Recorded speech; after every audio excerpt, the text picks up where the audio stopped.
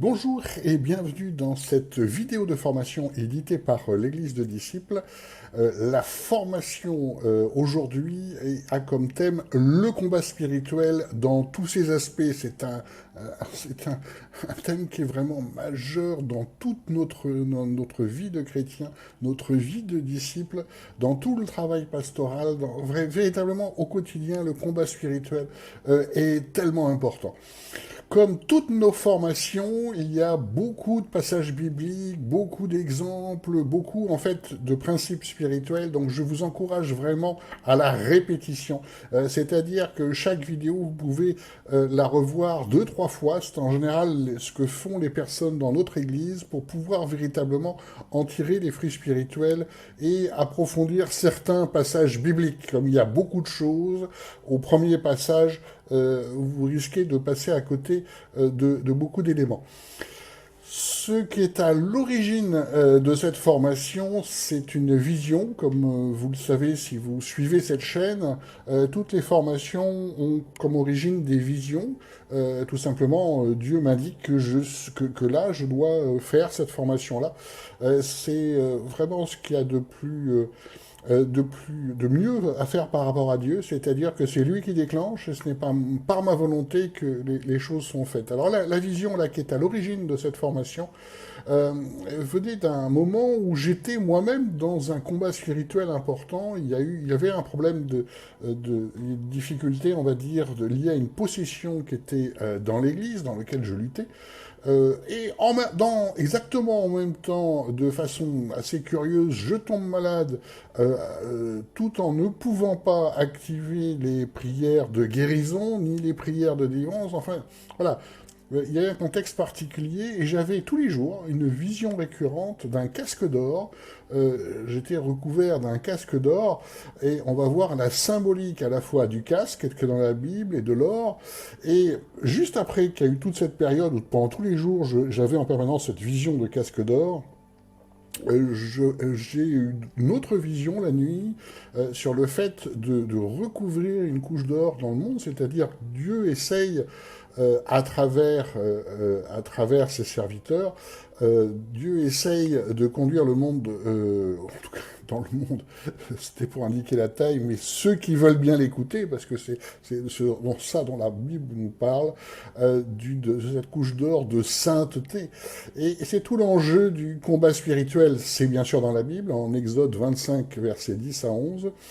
On fera une arche de bois d'acacia de 2 coudées et demie de longueur, d'une coudée et demie de largeur et d'une coudée et demie de hauteur. Tu la revêtiras d'or pur, tu l'en revêtiras en dedans et en dehors, et tu la garniras d'une guirlande d'or tout autour. Donc l'or symbolise la sainteté de Dieu, et nous devons, le plus possible, nous recouvrir de cet or spirituel grâce au travail du Saint-Esprit. Bien entendu, on l'a aussi en Apocalypse 21-18, la nouvelle Jérusalem, la muraille était construite en jaspe et la ville était d'or pur, semblable à du verre pur. L'or représente la pureté de Dieu, représente donc la sainteté et l'enjeu du combat spirituel, c'est ça.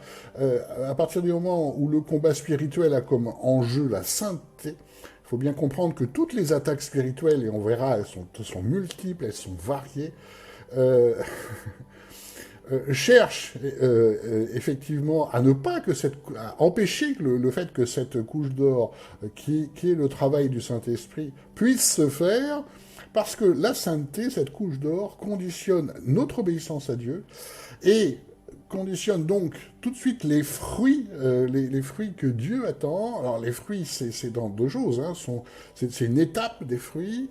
On va voir aussi cette notion de fruits, ce sont aussi des résultats dans le ministère et dans la vie de disciple en général.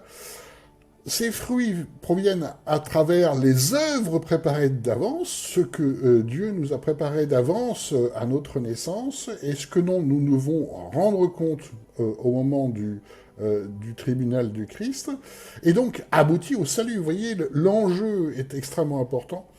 C'est ce pourquoi cette formation se fera en plusieurs parties. C'est tellement majeur dans tout ce que nous faisons. Donc le combat spirituel, on va le voir, se fait à 3 niveaux, et on va voir ces trois niveaux dans cette formation.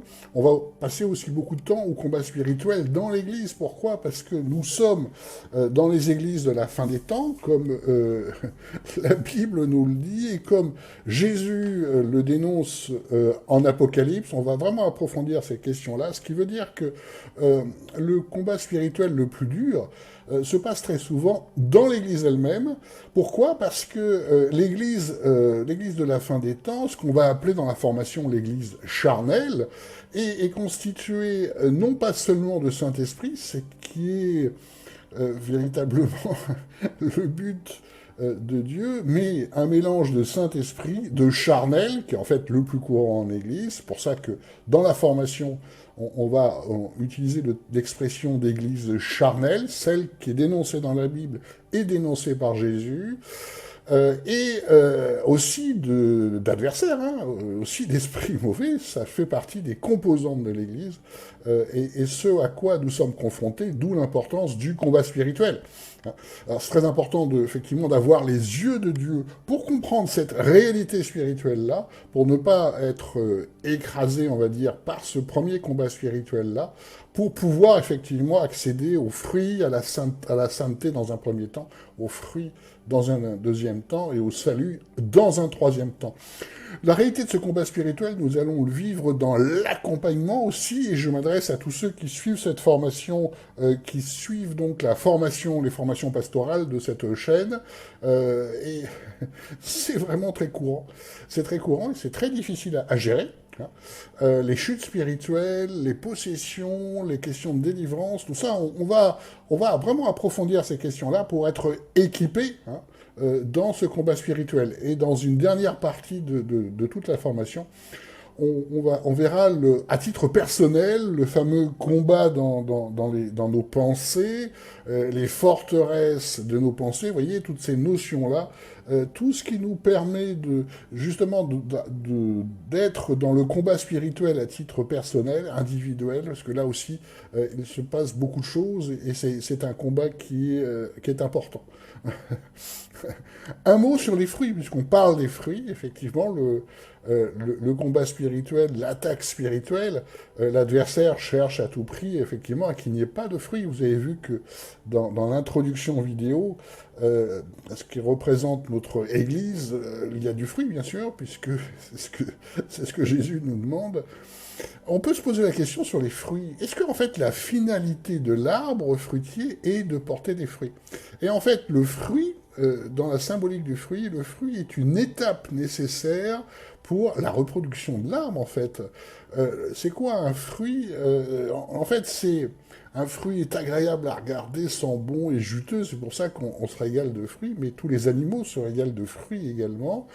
La finalité, c'est que l'arbre produit le fruit pour attirer des animaux, ça peut être de tout type d'animaux, pour qu'ils, en mangeant le fruit, puissent répandre les graines en les rejetant un peu plus loin. Hein. C'est comme ça que les arbres, les arbres fruitiers se reproduisent.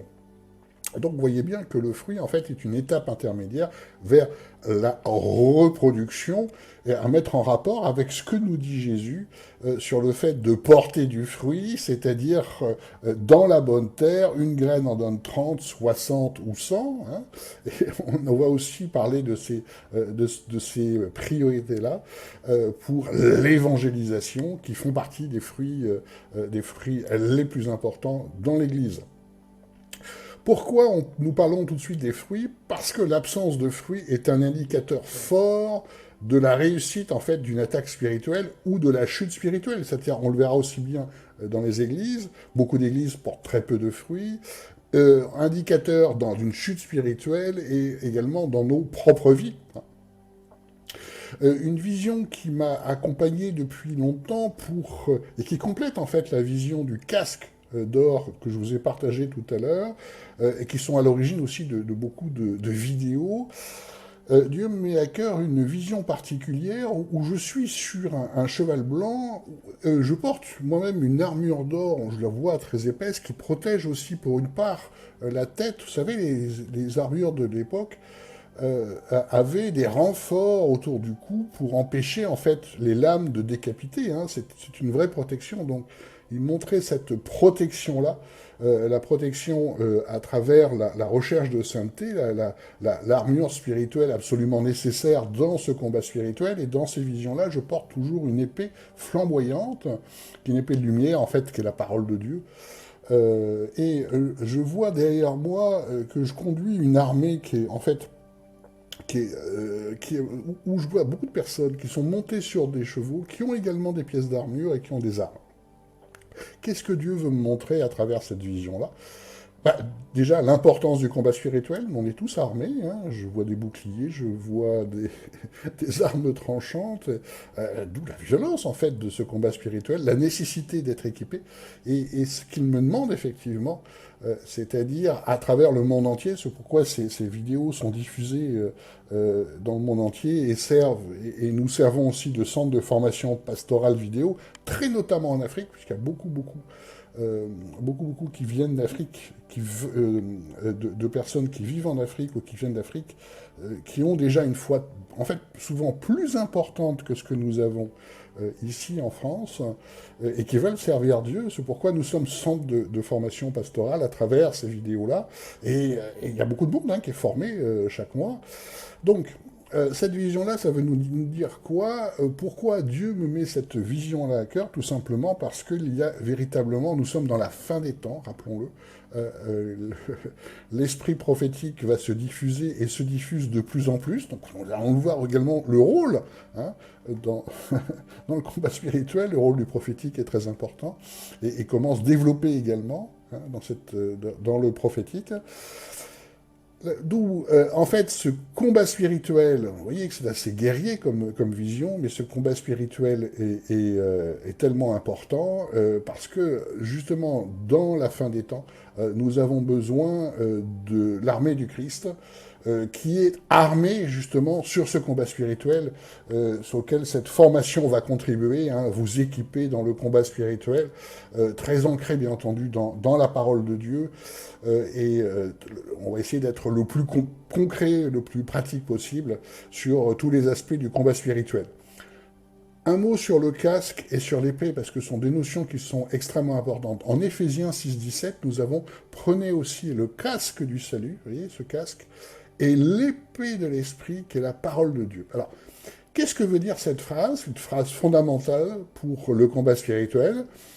Le casque, pourquoi le casque? Le casque protège des coups. Je vous ai partagé la vision que j'ai eue sur ce fameux casque. Il protège des coups, ça veut bien dire que nous allons recevoir des coups en permanence, et c'est vrai. Mais nous sommes protégés par cette armure spirituelle, c'est une partie importante qui est protégée, c'est-à-dire notre cerveau, parce que notre cerveau est le siège des pensées.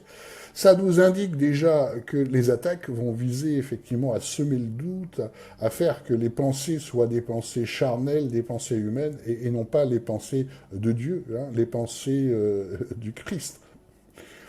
Et la deuxième notion, c'est l'épée de l'esprit. Hein. L'épée, à l'époque, c'était une arme redoutable, hein, qui servait véritablement à tuer. C'est une arme dangereuse, et elle est décrite comme ça dans la Bible.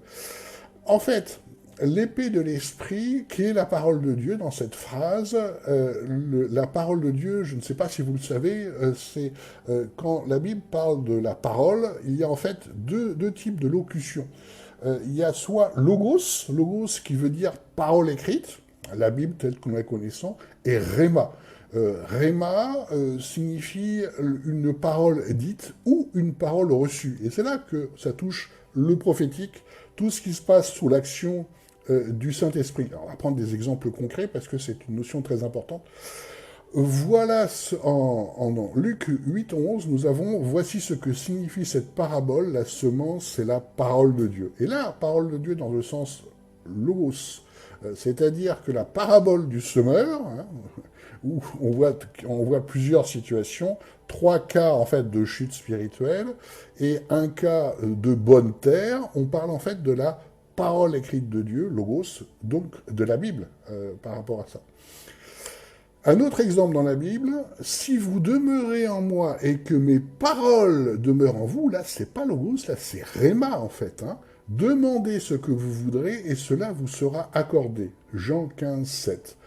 Alors, c'est un verset qui est un peu difficile à comprendre, mais nous allons l'aborder, bien entendu, dans cette formation de combat spirituel, parce que là, c'est sur l'autorité. L'autorité que nous avons, si vous demeurez en moi et que mes paroles demeurent en vous, demandez ce que vous voudrez. Alors, qu'est-ce que veut dire cette phrase, et pourquoi est-ce que là, il est utilisé le terme de réma? Tout simplement, c'est parce que tout ça, ça se passe évidemment par le Saint-Esprit. Si vous demeurez en moi, qu'est-ce que ça veut dire? Si vous avez laissé effectivement le Saint-Esprit agir en vous, voilà ce que ça veut dire. Demandez ce que l'on veut, alors ce que l'on veut non pas charnellement, parce qu'on n'obtiendra pas, mais c'est en fonction effectivement de ce que nous avons reçu, des paroles de Dieu que nous avons reçues. Et dans cette expression-là, nous l'avons reçue de deux types. Le Saint-Esprit nous rappelle en permanence des versets. Hein, c'est un des rôles du Saint-Esprit. Et également, nous recevons des messages du Saint-Esprit. C'est là où on va aborder le prophétique. Quand les promesses de Dieu, on peut dire, les messages de Dieu qui nous donnent la direction sont reçus, et quand on s'en souvient, quand nous demandons quelque chose en rapport avec ça, c'est à ce moment-là que tout est accordé. Pourquoi tout est accordé? Parce que c'est en rapport direct avec la volonté de Dieu. Donc, ça veut bien dire que le combat spirituel est très proche du prophétique. Alors, prophétique, attention, hein, là on va utiliser le terme exact biblique, pas ce que l'on voit dans les églises. Parce qu'on voit de tout dans les églises, et cela aussi, comme malheureusement ce sont des églises de la fin des temps, comme la Bible nous le décrit, on voit des pratiques prophétiques qui n'ont rien à voir avec la Bible. Là, en fait, la définition du prophétique, elle est simple, ça n'a rien à voir avec juste dire l'avenir ou juste avoir des révélations sur la personne, tel que beaucoup le comprennent en Église. En fait, elle est donnée par la Bible, évidemment, en Apocalypse 19.10, le témoignage de Jésus est l'esprit de la prophétie. Ça veut dire quoi? Ça veut dire que Jésus est le prophète des prophètes. C'est la raison pour laquelle tout le monde peut remarquer qu'on parle beaucoup des prophètes dans l'Ancien Testament et beaucoup moins dans le Nouveau Testament, tout simplement parce que nous avons Jésus qui est le prophète des prophètes. Ça ne veut pas dire qu'il n'y a pas de prophète, ça veut dire que le travail des prophètes est dans le Nouveau Testament quasiment exclusivement montré par Jésus. Hein. On voit des prophètes comme Silas, par exemple, mais c'est bien le témoignage de Jésus qui vont nous montrer ce que c'est que la vraie prophétie. Pourquoi? Parce que c'est lui qui nous montre l'image de Dieu. Et la prophétie, bien entendu, c'est l'inspiration directe du Saint-Esprit qui nous permet de dire et de montrer la volonté de Dieu. Donc on va approfondir cette question-là. Et rien qu'en regardant le ministère de Jésus, nous nous apercevons qu'il a plein de façons de dire et de montrer la volonté de Dieu. Et en fait, ça n'a pas grand-chose à voir avec ce que nous avons, ce qu'au jour d'aujourd'hui, les églises ont retenu du prophétique, c'est-à-dire un gars qui vient pour faire des révélations sur les personnes. Jésus lui-même le fait très peu. On le fait à quelques occasions dans la parole de Dieu. Je pense notamment à la Samaritaine, quand cette fameuse rencontre près du puits où il voit qu'elle a eu plusieurs maris. Voilà, effectivement, là, c'est une parole de connaissance sous forme d'une sorte de vision, en fait. En tout cas, Jésus dit une parole de connaissance. Il y a quelques passages dans la Bible, mais ces paroles de connaissance, en fait, ne représentent qu'une toute petite partie de ce qui est prophétique au jour d'aujourd'hui, et chacun a pu le voir dans les vidéos sur YouTube. Aujourd'hui, le prophétique s'est focalisé sur la parole de connaissance, qui n'est pas biblique, hein, puisqu'il doit être beaucoup, beaucoup plus large que ça, et c'est dans ce sens-là que l'on va travailler sur, effectivement, le développement du prophétique en chacun, puisque dans la fin des temps, il nous est bien indiqué, la parole de Dieu nous le dit, que le prophétique va se développer justement pour remettre, on va dire, tout le monde sur les rails et sauver ceux qui peuvent l'être, ce qui est aussi l'enjeu de cette formation. Alors, un aparté aussi sur le prophétique qu'on voit sur YouTube. Pourquoi on voit que de la parole de connaissance? Pour une raison très simple, c'est qu'il y a aussi une très grande majorité des vidéos que vous voyez qui sont issues des faux prophètes. Un faux prophète est quelqu'un qui parle de Jésus, ça a l'air, mais ça ne l'est pas, et il va utiliser notamment l'esprit de divination, hein, qui est l'esprit de Python dans la Bible, décrit comme tel avec Paul, pour en fait avoir plein de révélations, comme en fait des médiums, hein, mais sans vraiment de message. C'est ce pourquoi il y a une diffusion tellement importante des paroles de connaissance au détriment de tout le reste du prophétique. Et voyez la difficulté, c'est pour ça qu'il faut tellement important de se recaler sur ce que nous montre la parole de Dieu, le Logos, pour pouvoir enfin accéder au Réma, à ce que nous dit le Saint-Esprit. On a un exemple en Ézéchiel du rôle, d'un des rôles hein, du prophétique. En Ézéchiel 3, versets 16 à 17, « Et au bout de 7 jours, la parole de l'Éternel me fut adressée en ces mots, « Fils d'homme, je t'ai donné pour sentinelle à la maison d'Israël. Quand tu entendras de ma bouche une parole, tu les avertiras de ma part. » Et en fait, un rôle important du prophète et du prophétique en règle générale est d'avertir du danger spirituel. Et c'est d'ailleurs la raison d'être de toute cette formation, l'avertir de ce qui va arriver, des pièges et de toutes ces questions-là. C'est pourquoi les sentinelles, vous savez, quand dans l'ancien temps, vous vouliez attaquer une citadelle, discrètement, la première chose que vous faisiez, c'est attaquer dans l'ombre pour égorger les sentinelles, pour prendre la ville le plus facilement possible. Et c'est la même fonction au jour d'aujourd'hui, c'est ce pourquoi le prophétique est si peu développé en Église alors qu'il le devrait, parce que c'est la première victime, hein, et le ministère de prophète est effectivement la première cible de toutes les attaques spirituelles. Si l'ennemi détruit celui qui doit avertir, il peut œuvrer dans l'ombre, sans risque d'être pris ou détecté. C'est ce qui se passe très couramment dans les églises, et voilà pourquoi nous allons approfondir tout cela. On va faire, justement pour nous vraiment être avertis de ça, on va écouter pendant 1 minute le son du shofar. Qu'est-ce que c'est que le shofar? Le shofar était un instrument dans l'Ancien Testament qu'utilisaient les Juifs, en fait souvent une corne de bélier ou une corne d'antilope, qui permettait d'avertir les fidèles. On va se faire cette petite pause d'1 minute, tout simplement parce que ça pour être averti de tout ce qui va être vu dans cette formation, pour pouvoir être équipé des armes, pour être véritablement l'armée du Christ. À tout de suite après le son du shofar.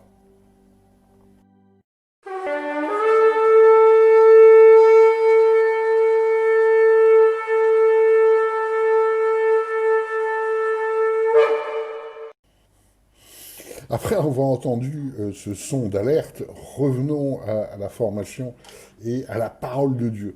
Le combat spirituel, en fait, peut être résumé par l'importance de la parole de Dieu, qu'elle soit écrite ou reçue. Revenons sur l'épée. Hein. Nous avons tout à l'heure parlé du casque, mais le pourquoi je reçois dans mes visions cette épée de lumière, je vois des armes, pourquoi tout cela est tellement guerrier, en fait c'est expliqué en Hébreux 4.12. Car la parole de Dieu, ici Logos, parole écrite, est vivante et efficace et plus acérée qu'aucune épée à 2 tranchants, et pénétrante jusqu'à partager âme et esprit, jointure et moelle, et juge des pensées en des réflexions du cœur.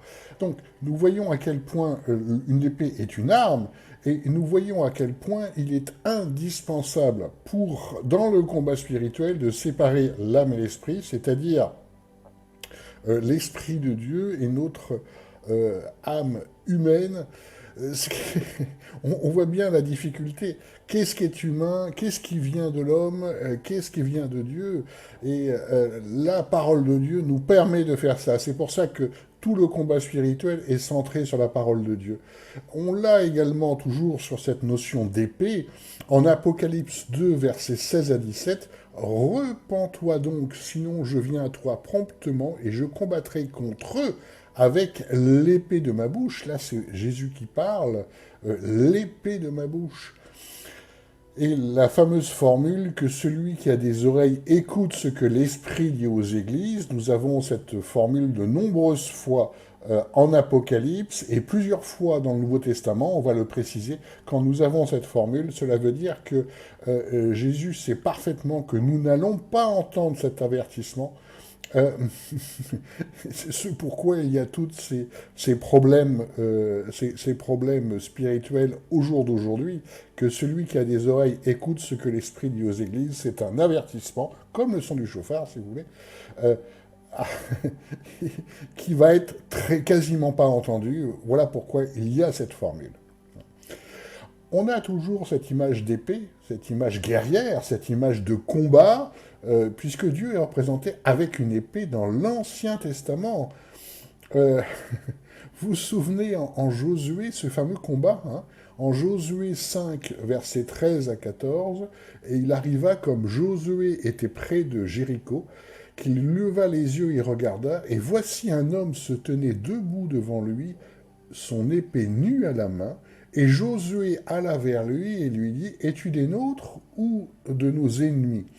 Et il répondit, non, mais je suis le chef de l'armée de l'Éternel, je suis venu maintenant. Donc le chef de l'armée de l'Éternel, là, se matérialise dans une vision avec une épée à la main. Souvenez-vous de toutes les nombreuses campagnes militaires qui sont dans l'Ancien Testament, Josué, David et plein d'autres. Ça nous montre la réalité et la violence du combat spirituel. Et dans les églises, comme vous le savez, l'Ancien Testament pose souvent une difficulté aux jeunes chrétiens qui disent « Je comprends l'amour de Jésus, mais je ne comprends pas cette violence qu'il y a partout. » Parce que c'est la violence du combat spirituel. C'est pourquoi il faut aller très loin dans cette formation, vu l'importance de cette lutte permanente pour l'œuvre de Dieu. Le fondamental, comme nous le rappelle la formule sur l'épée qui sépare l'âme de l'esprit, ça n'a rien à voir avec notre logique humaine. Rappelez-vous la chute du roi Saul. Hein. La chute du roi Saul venait du fait qu'il n'a pas suivi la parole de Dieu, il n'a pas suivi la volonté de Dieu, et il l'a fait par une logique humaine. On l'a en 1 Samuel 15, verset 3, voilà ce que dit Dieu. Maintenant, va et frappe Amalek, et vous est interdit tout ce qui lui appartient, tu ne l'épargneras pas, et tu feras mourir hommes et femmes, enfants et nourrissons, bœufs et menus, bétail, chameaux et ânes. Alors, humainement parlant, c'est assez effrayant, c'est quasiment un génocide dont nous parle Dieu, mais qui est voulu par Dieu. Donc, je vous cite ce verset exprès parce que, effectivement, humainement, c'est choquant, mais par rapport à Dieu, c'est au contraire le bien, parce qu'il sait à quel point laisser des traces du mal peuvent être dommageables. Là, c'est la logique de Dieu. En 1 Samuel 15, versets 9 à 11, on retrouve Saul et ce qu'il a fait en fait. Et Saul et le peuple épargnèrent Agag et tout ce qu'il y avait de meilleur, en fait de moutons et de bœufs et d'animaux de la seconde portée, et les agneaux et tout ce qu'il y avait de bon. Et ils ne voulurent pas le vouer à l'interdit, et tout ce qui était chétif et sans valeur, ils le détruisaient. Et la parole de l'Éternel fut adressée à Samuel en ces termes. Donc Dieu parle au prophète Samuel, « Je me repens d'avoir établi Saul comme roi, car il s'est détourné de moi et n'a pas observé mes paroles. » Ça, c'est vraiment des enseignements fondamentaux sur le combat spirituel, parce que nous voyons que, en fait, Saul a eu un comportement logique. Il s'est dit, pourquoi tuer tous ces bons moutons, bœufs, animaux, tout ce qu'il y avait de bien, on va tuer juste ceux qui sont chétifs, un peu malades, on va garder les bons parce que c'est bon. Sauf que ça, c'est bon, c'est la logique humaine et qui est le mal pour Dieu. Vous voyez la problématique? On va tout le temps être confronté à cette problématique-là dans les églises. On va avoir en permanence des raisonnements humains qui sont dictés en doctrine, et bien entendu dans l'accompagnement spirituel ça va être pareil, et nous devons nous méfier évidemment de ça dans nos vies, hein, véritablement. C'est ça, la chute spirituelle, ça commence quand nous suivons nos propres pensées, notre propres aspirations humaines, hein. C'est-à-dire, c'est pour ça que j'utilise l'expression d'église charnelle, et la chair est souvent, peut-être très rapidement, en fait, dirigée par l'adversaire, hein. Voyez le danger. D'ailleurs, j'ai une petite anecdote. J'avais entendu une prédication vidéo qui était intéressante parce que je connaissais ce pasteur qui avait œuvré pendant de nombreuses années, très sympathique, cultivé, tout le monde aimait bien, hein, qui connaissait très bien la parole de Dieu. Et voilà la prédication qu'il avait faite, qu'il pensait être encourageante. Il avait expliqué devant toute une église que quand il était plus jeune, il essayait d'évangéliser, il ne savait pas vraiment comment faire. À un moment donné, il voulait passer par une route, et il est allé là où ça lui semblait le plus logique d'aller. Il reçoit donc un message du Saint-Esprit lui disant que c'était pas là où il doit aller, mais à une autre route qui semblait beaucoup plus compliquée pour lui. Alors, il partage le fait qu'en fait, il était en combat avec cette pensée-là, lui, il trouvait que c'était beaucoup mieux son idée, qu'il n'était pas d'accord, tout ça, tout ça. Il finit par faire ce que le message du Saint-Esprit fait, et en prenant la route qui n'était pas logique pour lui, il y a une voiture qui s'arrête, et effectivement, il y a une personne qui était intéressée par le fait de parler de Dieu. Alors, lui, il a trouvé ça très encourageant. Simplement, quand on a l'habitude des messages et quand on a l'habitude d'être conduit par l'esprit, ce qui m'a frappé au premier abord, c'est le combat. Il y a plein de fois, il a répété que son idée était plus logique. En fait, il y a plein de fois, pour lui, son idée était la meilleure, hein. L'idée de Dieu était un peu bizarre. Là, il a reconnu qu'au final, ça donnait quelque chose. Mais en fait, il ne s'est pas rendu compte que son témoignage est tout à fait épouvantable, parce que ce qu'il montre comme témoignage, c'est que peu importe ce que dit Dieu, il faut être tout à fait clair, il va faire ce qui lui semble logique. Et c'est ce qu'il a fait dans toute sa carrière, hein. C'est passé comme une lettre à la poste, ils étaient ravis de ça, mais quand on a l'habitude d'être conduit par l'esprit et d'écouter les messages, et quand on entend ça, on dit « je comprends le problème ». Je vous dis ça parce que c'est logique, sa pensée est logique, il est en plus quelqu'un de sympathique, il y en a plein dans les églises comme ça, mais en fait, quand il combat comme ça, parce que par sa logique, la logique de Dieu, bah, c'est ce que Dieu appelle le mal. Hein. Vous voyez la difficulté? Le rapport entre la sagesse humaine et la sagesse divine. C'est pour ça que nous allons nous focaliser sur le mal. On ne peut pas commencer le combat spirituel si on ne comprend pas ce qu'est le mal selon Dieu. Hein. Quand dans l'Église, nous remplaçons la conduite par l'esprit par des règles humaines, et on voit ça partout, tout le temps, et ça devient, c'est vraiment très problématique. Euh, nous oublions une chose, nous sommes nous-mêmes dans l'incapacité de faire la différence entre le bien et le mal. Rappelons Genèse 3,22. Et l'Éternel Dieu dit, « Voici l'homme est devenu comme l'un d'entre nous pour la connaissance du bien et du mal, et maintenant il ne faut pas qu'il avance sa main et qu'il prenne aussi de l'arbre de vie et qu'il en mange et en vive à toujours. » Donc, le péché original, c'est effectivement le premier homme qui décide de connaître le bien et le mal par lui-même et non pas par l'Esprit de Dieu, et entraînant donc la chute spirituelle du monde tel que nous la connaissons au jour d'aujourd'hui. Donc cette notion du bien, les hommes pensent que c'est bien et Dieu pense que c'est le mal, est vraiment l'axe principal.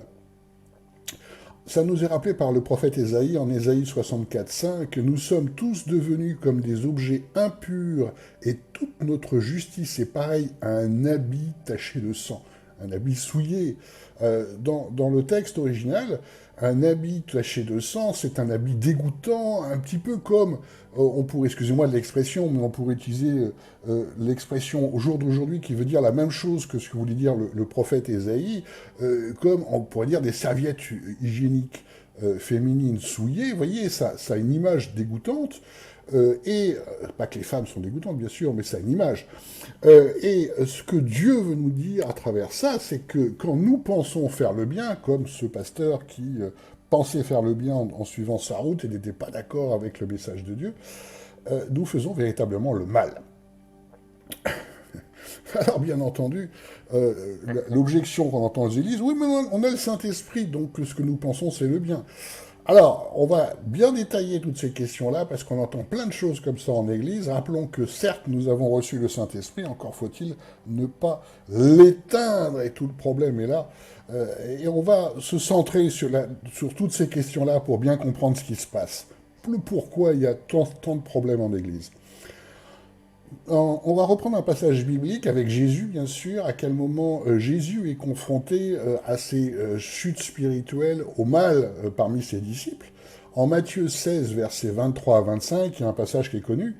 Mais lui s'était tourné, dit à Pierre, donc Jésus, « Va arrière de moi, Satan, tu mets en scandale parce que tu ne penses pas les choses qui sont de Dieu, mais celles qui sont des hommes. » Alors Jésus dit à ses disciples, si quelqu'un veut venir après moi, qu'il renonce à lui-même, qu'il se charge de sa croix et qu'il me suive.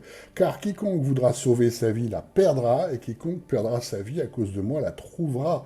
Je ne comprends toujours pas pourquoi ce passage tellement fondamental n'est pas répété, re-répété dans toutes nos vies de foi. Parce que Jésus nous explique clairement le rapport entre les pensées des hommes auxquelles nous devons renoncer, notre logique humaine, nous devons véritablement renoncer à notre logique humaine pour que l'esprit puisse s'exprimer en nous. On peut tout à fait effectivement recevoir l'esprit à un moment donné, et très rapidement, c'est notre logique humaine qui reprend le dessus, l'esprit est éteint, fin de l'histoire. Hein, et en fait, nous faisons le mal sans nous apercevoir, et nous pensons que c'est bien. C'est le comportement le plus courant en Église, ce pourquoi on va utiliser dans cette formation l'expression « Église charnelle », et Jésus, et examiner ce que Jésus nous dit en Apocalypse des Églises, et des problèmes d'Église en particulier. Un autre passage, toujours pour Pierre, Simon-Pierre, souvenez-vous, on le voit en Luc, la façon dont il voit, voit cette notion de chute spirituelle. En Luc 22, versets 31 à 34, « Mais le Seigneur dit, Simon, Simon, donc Simon-Pierre, voici Satan vous a demandé pour vous cribler comme le blé, mais moi j'ai prié pour toi afin que ta foi ne défaille pas. Et toi, quand tu seras une fois converti, affermis tes frères. » Et Pierre lui dit, « Seigneur, je suis tout prêt à aller avec toi et en prison et à la mort. » Mais il lui dit, « Je te dis, Pierre, que le coq ne chantera pas aujourd'hui, qu'auparavant tu m'auras renié 3 fois. Tu m'auras renié 3 fois. » Alors, dans ce passage-là, il y a aussi des points très importants. On voit que Satan a fait une attaque spirituelle contre Pierre, et on l'a vu tout à l'heure, arrière de moi Satan, hein, les pensées qui viennent des hommes. Et là aussi, en fait, quand Pierre a renié Jésus, il avait une pensée humaine, il avait peur, hein, et une pensée qui est logique. Il faut bien se rendre compte qu'on aurait du mal, nous aussi, à avoir une pensée qui vient de Dieu et non pas une pensée humaine. Après tout, Jésus, le roi des rois, était mort sur la croix, il se passait rien, ça, tout ce qu'on voyait montrait qu'en fait, il y avait une défaite et que leur foi était vaine. Donc, il a fait 10 000 raisons de penser que ça se passait très mal. Hein donc, en fait, il y a effectivement une œuvre de Satan, puisque c'est bien Jésus qui le dit, pour qu'il y ait des doutes, mais tout ce que nous voyons, c'est un comportement humain de Pierre. Hein. Le doute vient de ce que humainement Pierre voit. Et on aurait été dans cette situation, on aurait été aussi embarrassé que Pierre pour dire « Ah oui, mais j'ai la pensée de Dieu, je sais qu'il va revenir, peu importe ce que je vois, je sais que Dieu a raison. » Oui, c'est ça le combat spirituel, hein, c'est vrai, mais c'est difficile. On voit la difficulté. Pierre a des difficultés par rapport à ça. Nous, c'est toujours le même problème. Ce qui peut nous sembler bien n'a en fait aucune valeur aux yeux des dieux. Exemple concret, en Matthieu 7, versets 22 à 23, « Plusieurs me diront en ce jour-là, Seigneur, Seigneur, n'est-ce pas en ton nom que nous avons prophétisé, en ton nom que nous avons chassé les démons, en ton nom que nous avons fait plusieurs miracles. Et alors je leur dirai ouvertement, je ne vous ai jamais connu, retirez-vous de moi, vous qui faites l'iniquité. Ça me fait tout de suite penser, vous savez, à ces réunions dans le pentecôtisme africain, où il y a tellement de monde, où on voit c'est des personnes qui se présentent comme prophètes de Dieu, alors qu'il est évident qu'elles agissent par un esprit de divination, tout en disant Jésus, Jésus tout le temps, hein, et il y a des guérisons, et ils peuvent chasser des démons également, mais ça n'est pas le bon esprit, et ça n'a rien à voir avec Jésus. On le voit très souvent au jour d'aujourd'hui, hein, la scène qui a été vécue par Jésus est bien évidemment toujours vraie. Le problème de fond, c'est que nous confondons en fait les critères humains qui touchent l'œil, qui flattent la raison, avec des critères spirituels, et ça n'a rien à voir. On a un très grand exemple, enfin, on a beaucoup de très grands exemples, mais un qui est frappant également, Moïse. En Hébreux 11, 24, il nous est rappelé la phrase suivante, « Par la foi, Moïse, devenu grand, refusa d'être appelé fils d'une fille de Pharaon, choisissant plutôt d'être maltraité avec le peuple de Dieu que d'avoir une jouissance passagère due au péché. Il considérait l'humiliation attachée au Messie comme une richesse plus grande que les trésors de l'Égypte, car il avait le regard fixé sur la récompense à venir. » Alors, il avait le regard fixé sur la récompense à venir. Ça permet justement de revenir à cette notion de casque, le casque du salut, c'est ça. C'est que nous connaissons la volonté de Dieu, et nous avons le regard fixé sur ça parce que nous connaissons la pensée de Dieu. Et tout l'enjeu du combat spirituel, c'est que ce soit la pensée de Dieu qui nous habite et non pas nos pensées humaines. Il faut se mettre à la place de Moïse. Les richesses du pharaon étaient considérables. Imaginez-vous vous retrouvez devant une salle de trésors extraordinaire, vous savez, comme on voit dans les contes, et qu'en fait, vous renonciez à tout ça pour suivre Jésus, pour suivre Dieu. C'est bien ce que Jésus nous appelle à faire ça. Souvenez-vous ce qu'il dit au jeune homme riche. Et pourtant, ce n'est pas facile. Hein. Il faut véritablement mourir à nous-mêmes, mourir de ses pensées humaines pour suivre Jésus. C'est un fondamental des disciples. Et c'est tellement rarement fait dans la vie d'Église que c'en est dramatique, parce qu'on en est toujours à ce fondamental qui est le combat spirituel entre la pensée humaine et la pensée du Dieu. Hein. J'ai entendu comme ça souvent des réflexions. Ah, elle est bien cette Église. Ok, pourquoi elle est bien? Déjà parce qu'elle est sympa. Sympa, je suis désolé, le monde aussi c'est sympa. Vous rentrez dans n'importe quel bistrot, c'est sympa. Vous allez dans une association, c'est sympa, hein, on vous sourit, hein, les gens sont gentils. En quoi l'Église est sympa a le moindre rapport avec le fait qu'elle est la volonté de Dieu. Alors bien sûr, si vous faisiez tous la tête tout le temps, vous pourriez dire « je ne vois pas l'amour de Dieu », et vous auriez raison. Mais l'Église est sympa, le monde aussi, hein, il y a plein de gens sympas dans le monde. Je vous ai partagé tout à l'heure cette prédication faite par un pasteur tout à fait sympa, c'est pas la question. Autre critère que j'entends, oui, hein, ils font quelque chose pour les pauvres, mais le monde aussi, hein, il y a plein de gens qui cotisent pour les pauvres, qui donnent pour le Téléthon, qui donnent pour le cancer, ou plein de choses, et c'est le monde, hein. Le gros problème de l'Église, c'est que l'Église se met à faire comme le monde, et ça n'a rien à voir avec l'amour de Dieu. Je vous prends un exemple très concret pour fixer les idées. J'étais dans une église et j'entendais qui parlait beaucoup de vouloir faire un don pour une église qui était située en Afrique. C'est très bien, il n'y a pas de problème. Et en un an, ils avaient fait beaucoup d'actions pour réunir de l'argent, et au final, ils ont envoyé 1 000 € pour réparer le bâtiment d'une église, je crois que c'était à Madagascar, je ne sais plus très bien, peu importe, enfin en Afrique. Donc tout le monde se dit « Ah, c'est bien, hein, on fait une bonne œuvre ». Moi, j'étais gêné, en fait. J'étais embarrassé parce que...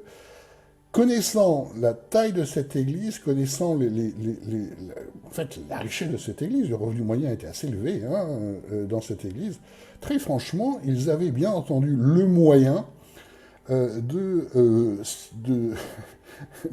verser pour des serviteurs de Dieu, des églises, des implantations, tout ce que vous voulez, tout ce que le service de Dieu implique, allez, venez verser 10 000 € par mois, et c'est tout à fait possible, hein, ils en avaient les moyens. Donc, quand on voit ça et que ça finit par 1 000 € par an suite à différentes actions pour remplir de l'argent pour ça, pas non plus de leur poche, ouh, qu'est-ce qu'on est loin, en fait, de ce que Dieu nous dit, hein. Qu'est-ce qu'on est loin de l'amour de Dieu. Mais on peut tout à fait, beaucoup d'églises se satisfont de ce genre de choses, hein. Ça n'a rien à voir avec... c'est sans commune mesure, on pourrait dire, avec ce que Dieu nous demande, mais ça fait plaisir. Tout le monde se dit, ah, t'as vu, on est quand même, hein, on s'occupe des plus pauvres, des sans difficulté, des églises et tout. Que c'est fréquent. Au jour d'aujourd'hui, que c'est fréquent. Et on va voir justement on va revenir en utilisant la parole écrite, l'épée, sur ce que nous dit Jésus sur ces questions-là. Il y a aussi plein de notions bizarres au jour d'aujourd'hui. On a plein de notions sur ce que c'est que servir l'Église, qui n'a jamais été dans la Bible. Servir l'Église est devenu, en fait, on fait un peu la même chose qu'en entreprise, si vous voulez. On passe un coup de balai, on dit bonjour pour les personnes qui rentrent, et ça devient vite embarrassant, parce que ce service-là est quand même très, très charnel, il faut être clair. Et tout le temps, il nous est dit, en servant l'Église, vous servez Jésus. Attendez, à condition que l'Église fasse véritablement la volonté de Jésus, et on va la détailler, la volonté de Jésus, et on est souvent loin du compte, hein. Malheureusement, on est encore dans ce phénomène d'Église charnelle, où on se retrouve à faire exactement les mêmes choses que ce qu'on fait en entreprise. Dans une autre association, vous faites pareil, n'importe quelle association strictement laïque, strictement athée, vous passez donner un coup de balai, vous êtes sympa avec les autres, vous servez le café, vous faites pareil en fait. Et voilà le problème. Quand on en est à faire pareil dans une église que dans le monde, il n'y a plus du tout la lumière de Christ. Vous voyez la difficulté ? Et j'ai accompagné quelqu'un dans ce domaine-là, ça m'a intéressé parce qu'à un moment donné, il s'est engagé dans un service d'accueil.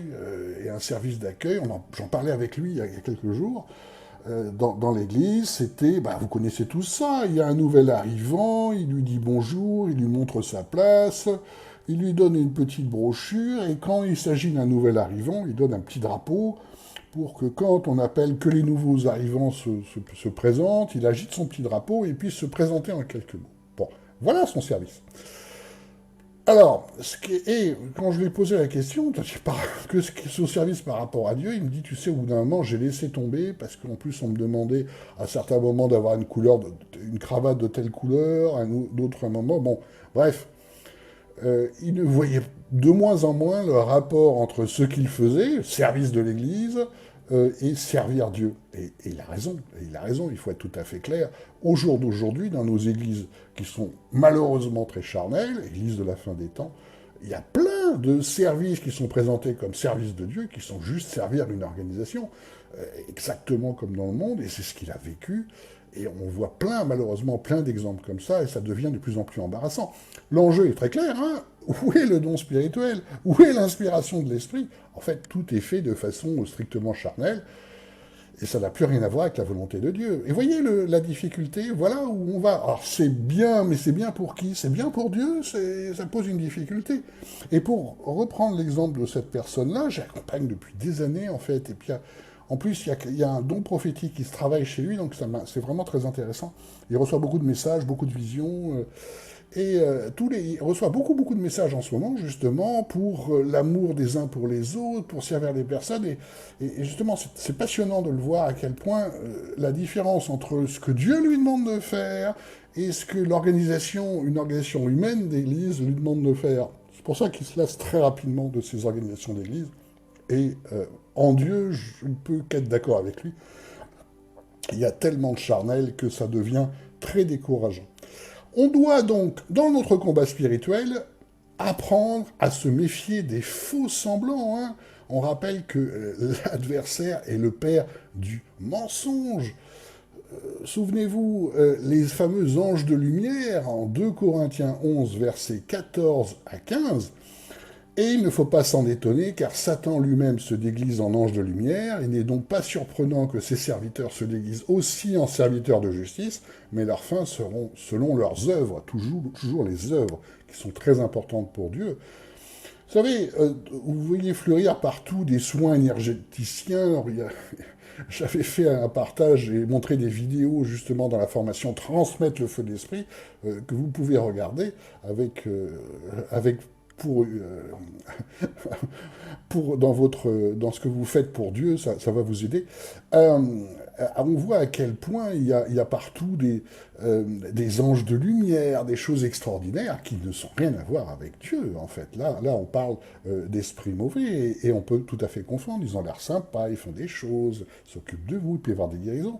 Vous voyez, là, comme le père du mensonge est partout, voilà pourquoi on doit être absolument centré sur la parole de Dieu écrite et reçue, et bien entendu centré sur l'œuvre de l'Esprit pour vraiment pouvoir combattre euh, avec les armes spirituelles que Dieu nous a données. Alors on va prendre plusieurs exemples en fait pratiques et concrets de la façon dont ça a dérivé en fait en Église.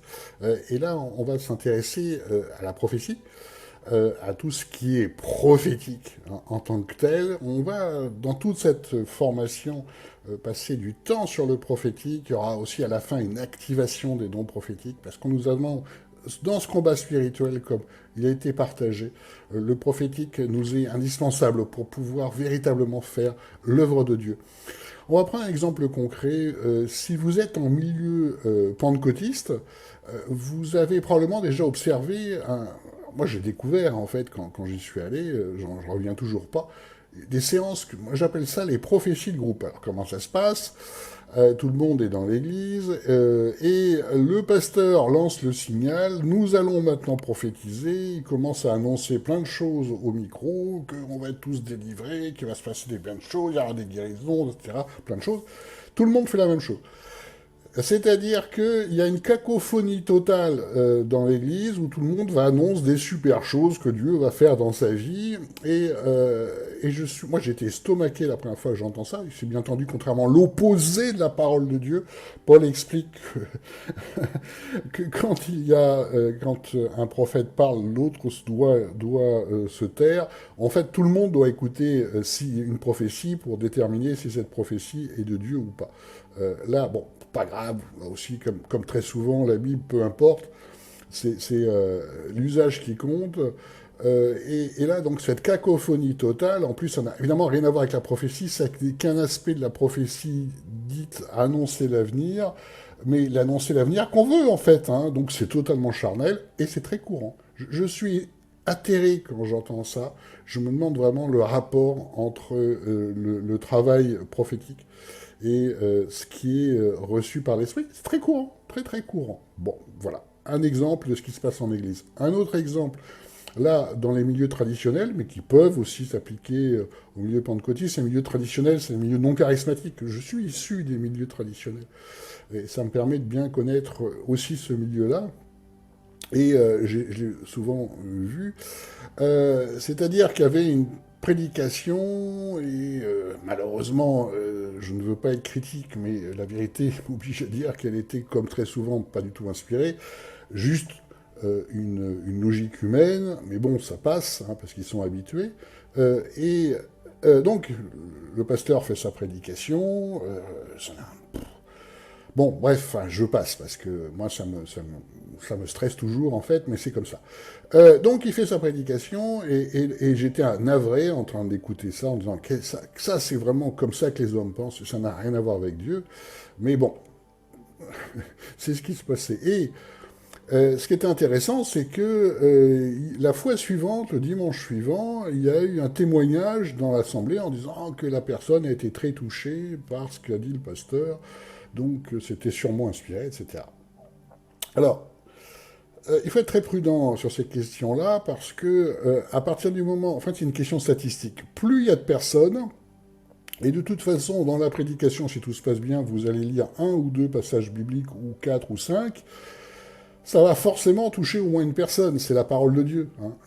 Donc mécaniquement, il y aura toujours quelqu'un qui va dire « Ah, je sens que Dieu me parle à travers la prédication ». ça n'a rien à voir avec ce qui s'appelle véritablement une prédication inspirée. Ça n'est qu'un phénomène mécanique. Hein. Quand la prédication est inspirée, quand vous êtes habitué à écouter les messages de Dieu, vous le sentez tout de suite, en fait, instantanément. Et l'impact peut être beaucoup plus important. Je vous prends cet exemple-là parce que c'est très fréquent. Hein. J'ai entendu ça régulièrement. Ce qui est ce que l'on voit, en fait, ça n'a rien à voir avec un phénomène lié au Saint-Esprit, c'est un phénomène de groupe, hein, tout à fait clair. Et c'est notre principal problème dans toutes ces grandes réunions, c'est que nous sommes extrêmement influencés par le groupe, puisque tout jeune, nous avons été habitués à faire ce que le groupe veut pour être intégrés. Un de nos plus grands stress, humainement parlant, charnellement parlant, c'est être rejeté par le groupe.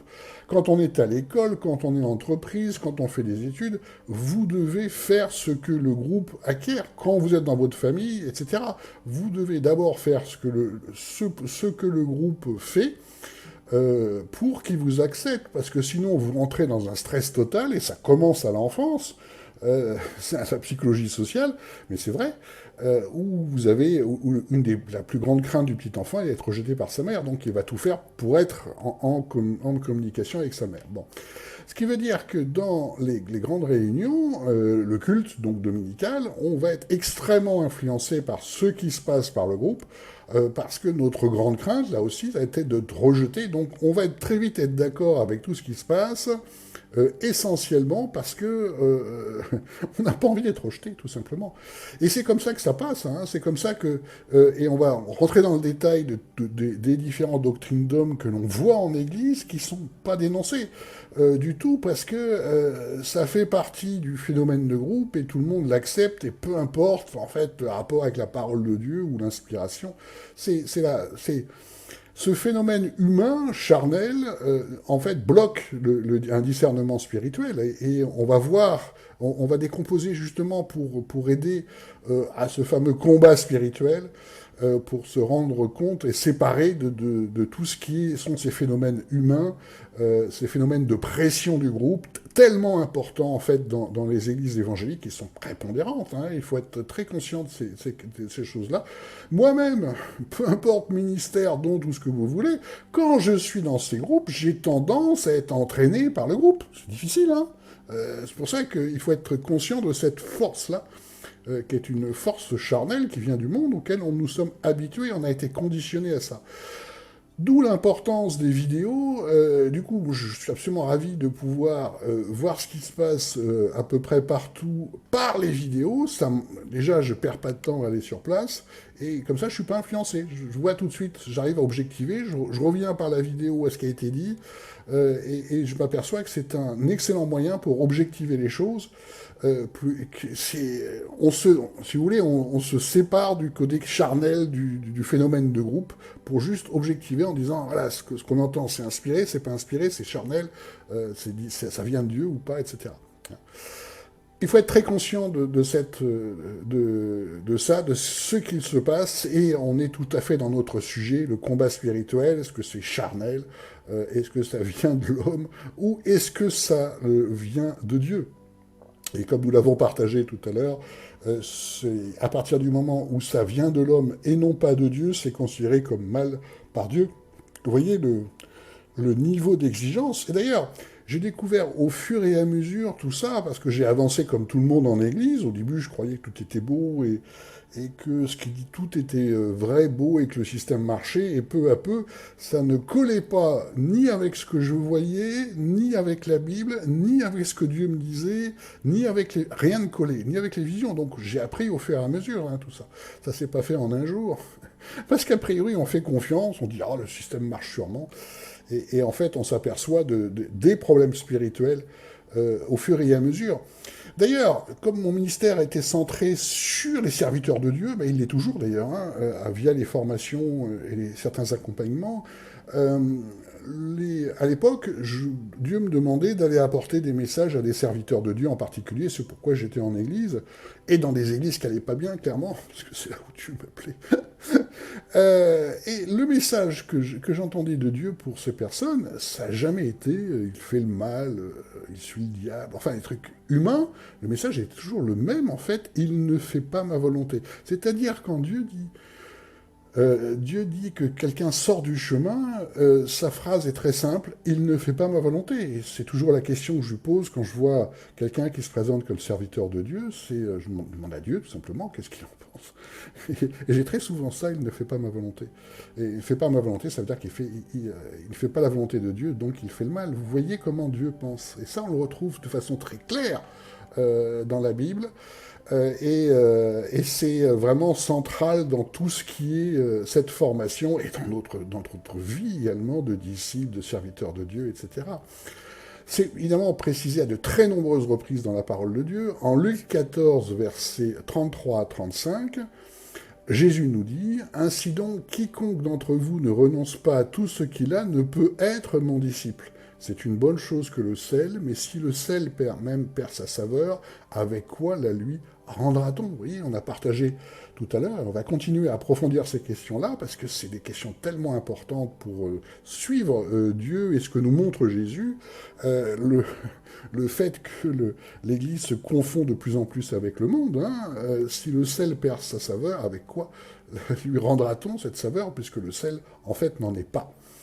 Et Jésus continue sur cette phrase-là, il n'est propre ni pour la terre ni pour le fumier, on le jette dehors, que celui qui a des oreilles pour entendre, entende. Donc, cette fameuse formule disant que ce message est extrêmement important, qu'à peu près personne ne va l'entendre, ce pourquoi Jésus rajoute que celui qui a des oreilles pour l'entendre, entende. Donc qu'est-ce qu'il nous dit de façon très claire? À partir du moment où ce n'est plus le sel qui a la saveur, c'est-à-dire à partir du moment où la personne ne reflète plus la lumière du Christ, hein, et on prenait quelques exemples de services charnels dans l'Église, ou de façon faire charnelle, on en a tout le temps, hein. Jésus dit très clairement, on le jette dehors, fini. Hein, il n'est plus question de salut, on le jette dehors, ça veut dire il n'est plus dans le chemin de Dieu qui conduit à la Nouvelle Jérusalem, et il est beaucoup plus clair en Apocalypse, on va bien sûr approfondir tout à l'heure Apocalypse, quand il nous dit « je vomis les chrétiens tièdes », c'est la même affirmation. On voit à quel point le mal pour les hommes et le mal pour Dieu, et pour Jésus en particulier, ça n'a rien à voir. Donc nous ne pouvons pas faire le combat spirituel avec un regard ou des pensées humaines, mais exclusivement avec les yeux de Dieu et la pensée du Christ. Le signe de Dieu nous montrant que nous faisons sa volonté, c'est le fruit, c'est précisé à de nombreux endroits dans la Bible. Et bien entendu, le fruit, tout le monde nous ressort un passage en Galates où on voit quelques fruits spirituels en nous disant les fruits c'est ça. Ce qui est particulier, c'est que je l'ai même vu dans, vous savez, la douceur, la modération, etc. Et comme je vous partage à peu près dans toutes les formations, mais c'est pas grave si je le répète, tous ces fruits-là, je vous rappelle que ce n'est qu'une toute petite partie des fruits que Dieu nous demande. C'est bien pratique parce que c'est très humain, en fait.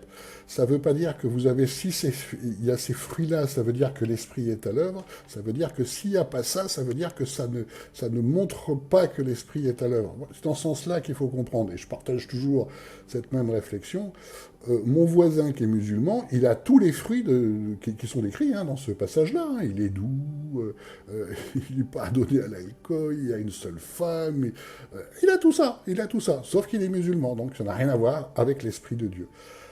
Il faut faire attention parce que quand on parle de fruits, on nous sert ce passage-là tout le temps en Église en oubliant tous les autres notamment l'évangélisation, notamment tout ce qui est prophétique.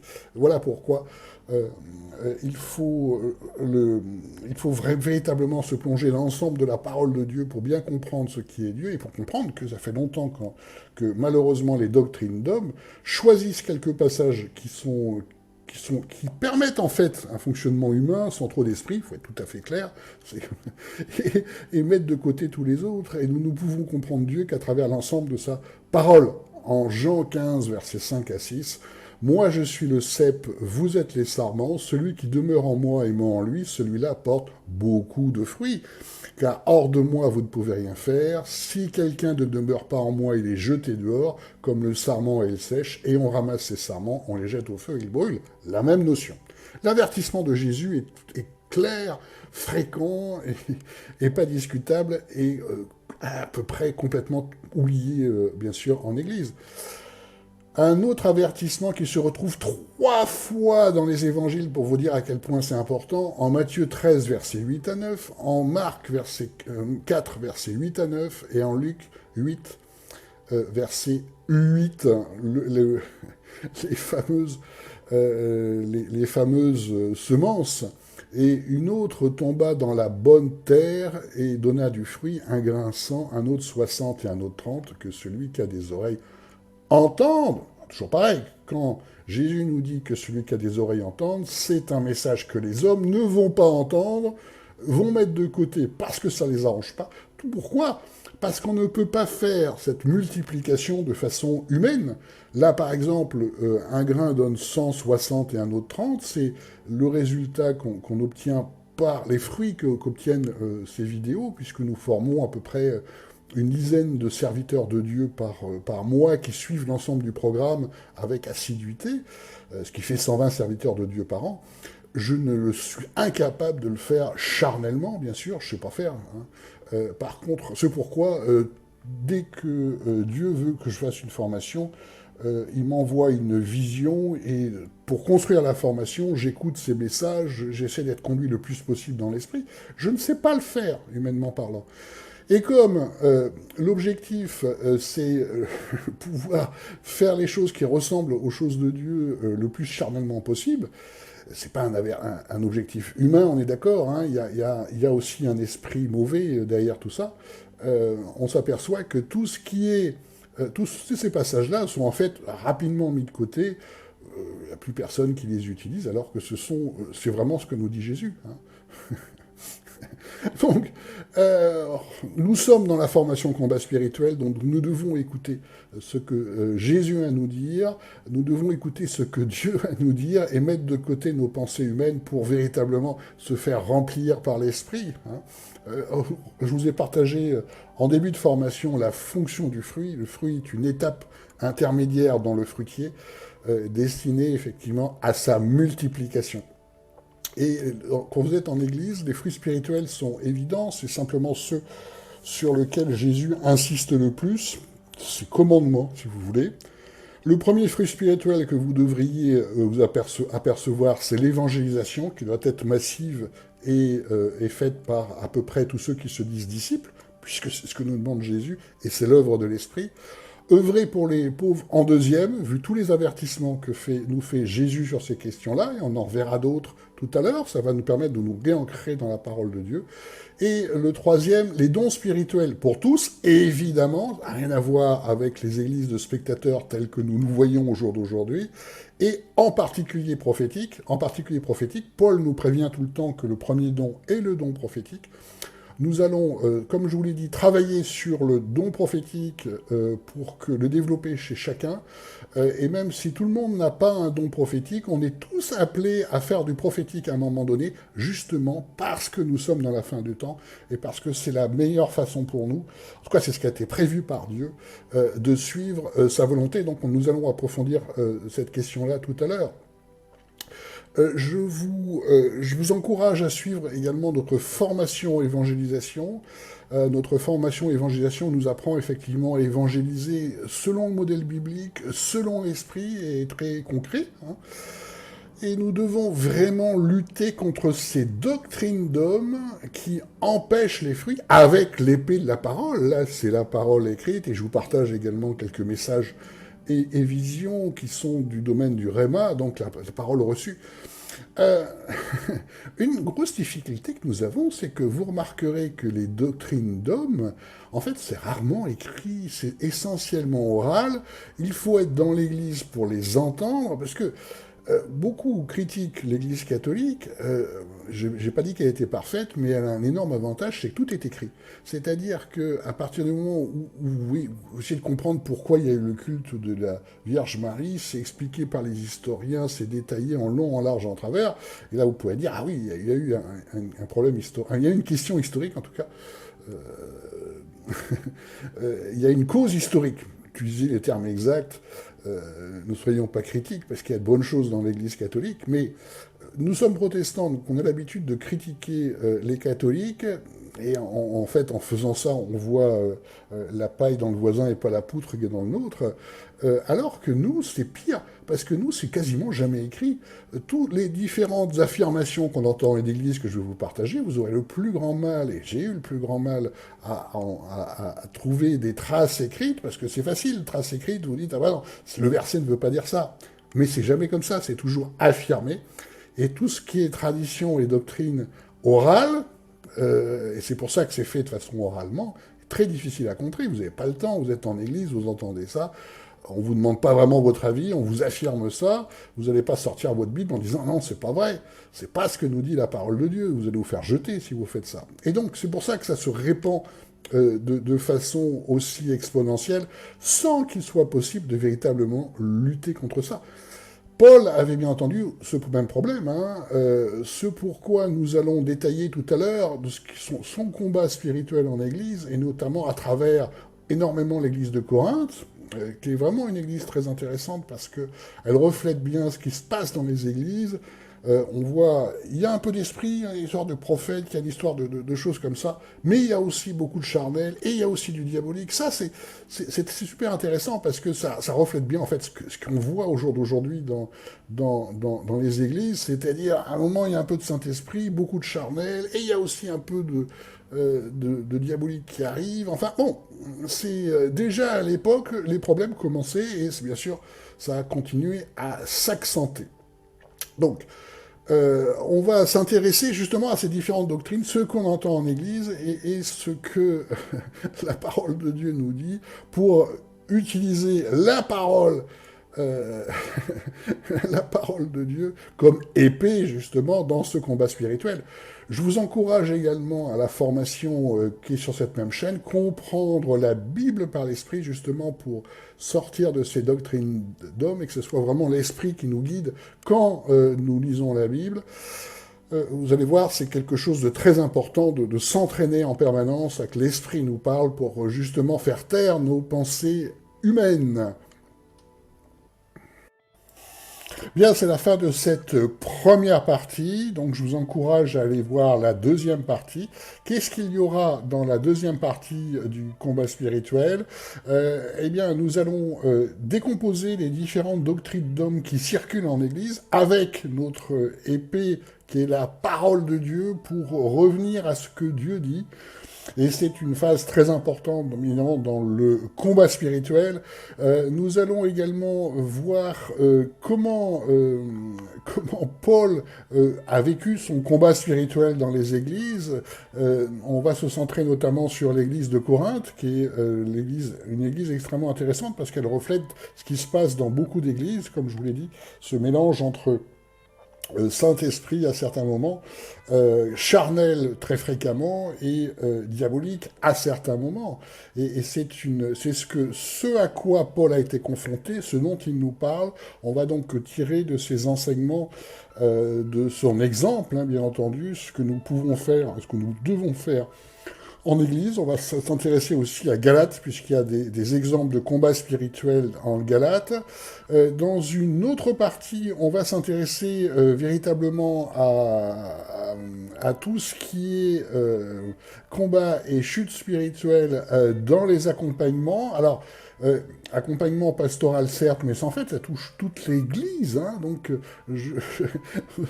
tout le monde, tout disciple a vraiment intérêt à suivre ces formations parce que c'est tellement fréquent, on doit gérer tellement fréquemment qu'il faut comprendre les différents signes, les symptômes, ce qui se passe, ce qu'on peut faire, ce qu'on peut pas faire, le pourquoi du comment, et cette formation sert à ça. Et dans une troisième partie, comme je vous l'ai dit, on va s'intéresser à notre propre combat spirituel dans notre vie, qui est là également important, ce que c'est que la forteresse des pensées, ce que c'est que le combat dans les pensées, et on va s'appuyer sur le prophétique. Il y aura donc une prière de déclenchement de dons prophétiques, et le prophétisme diffusé aussi à tout disciple. Donc on va approfondir ces questions-là pour faire un combat spirituel vainqueur, où c'est Christ qui est effectivement vainqueur par rapport au monde et par rapport à l'adversaire. Il a déjà été sur la croix, encore faut-il que ce soit vrai dans le monde. Donc je vous encourage également à vous abonner à notre chaîne pour recevoir les autres formations. Encouragez-nous avec un pouce bleu, ça fait toujours plaisir. Vous pouvez également nous envoyer vos commentaires, moi j'aime bien les lire. Et n'oubliez pas de partager également cette formation, la diffuser la plus possible. Ça fait partie du combat spirituel, en fait, on diffuse la lumière de Christ pour lutter contre les forces du ténèbre qui sont à l'œuvre, et c'est une œuvre très importante, donc partagez le plus possible à ceux que vous connaissez. Et je vous dis donc au revoir et à bientôt dans la deuxième partie.